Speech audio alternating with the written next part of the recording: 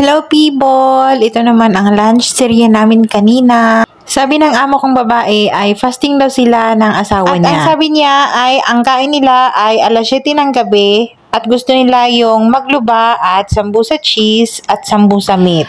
At ang sabi niya, magluto daw ako ng lunch namin ni Belle na pwedeng makain din ng mga bata. Dalawang maliit na bata na alaga lang ang meron kami dito sa bahay sa ngayon. Kaya naman naisipan kong mag-spaghetti na may halong hotdog. First time kong gagawin to sa kanila. Si Basma gustong-gusto niya yung spaghetti with meatballs. Sakto, meron pa akong kunting meatballs na nakalagay sa freezer kaya yun na lang yung gagawin natin. Tapos yung sauce naman, yung nakaraang spaghetti ko, di ba yung spaghetti namin dito, hindi hahalo agad doon sa pasta. Separate yung sauce. So pagka ganyan na merong matirang sauce, agad-agad naman ilagay ko yan sa freezer. Para pagka susunod na mag-spaghetti, ihalo na lang. Sa isang pot, nagpakulo na tayo ng pasta. At dito naman sa pan na to, konting olive oil, tapos butter. Din sinimulan ko ng ginisa yung garlic at sibuyas. Tuloy-tuloy ang gawa ko dyan dahil after naming mag-lunch, asikasuhin ko naman yung pagkain ng mga amo ko dahil naka-fasting sila. Naka-fasting sila, ibig sabihin, pag sikat ng araw, hindi na sila pwedeng kumain, hindi sila pwedeng uminom ng tubig.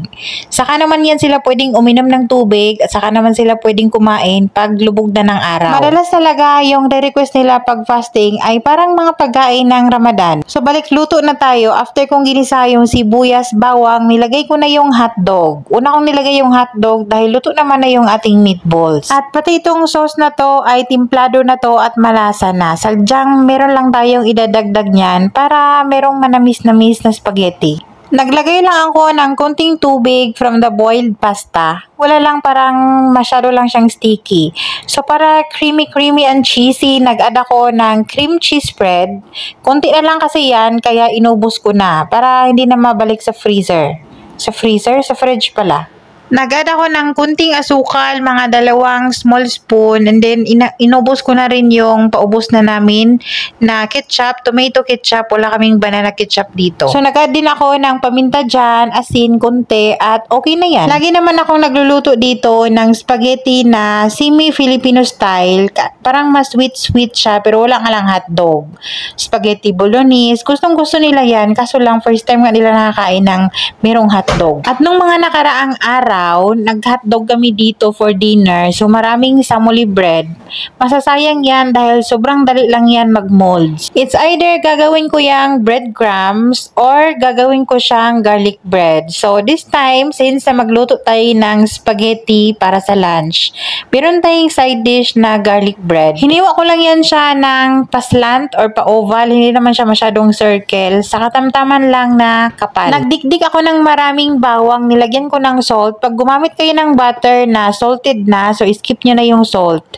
Tapos, nag-chop ako ng parsley. Kailangan yung gamitin natin na butter dyan, soft na siya, room temperature. Kung gusto nyo na spicy, pwede kayong mag-add ng chili dyan, chili flakes, pwede kayong mag-add din ng parmesan cheese. Kung gusto nyo pa ng super cheesy, pwede kayong mag-add ng mozzarella cheese dyan. Pero yung ginanap ko ngayon ay simple lang na garlic bread.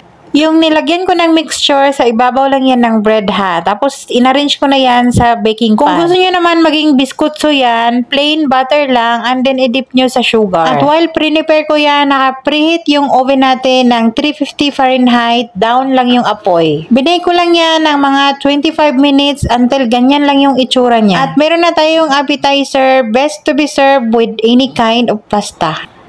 Masarap din yan i-pair ng potato soup or mushroom soup or any kind of soup na gusto nyo. Medyo late na kaming kumain ng lunch kanina dahil hinintay pa namin yung bunso naming alaga para makasabay nga ng kain. At si Basma lang pala ang kakain kasabay namin dahil free na at nakakain na siya doon sa camp. At si Basma, nagulat talaga siya sa spaghetti na mayroong hotdog. Hindi niya kinain yung hotdog dahil hindi niya nagustuhan. Pero itong bread, sabi niya super yummy daw.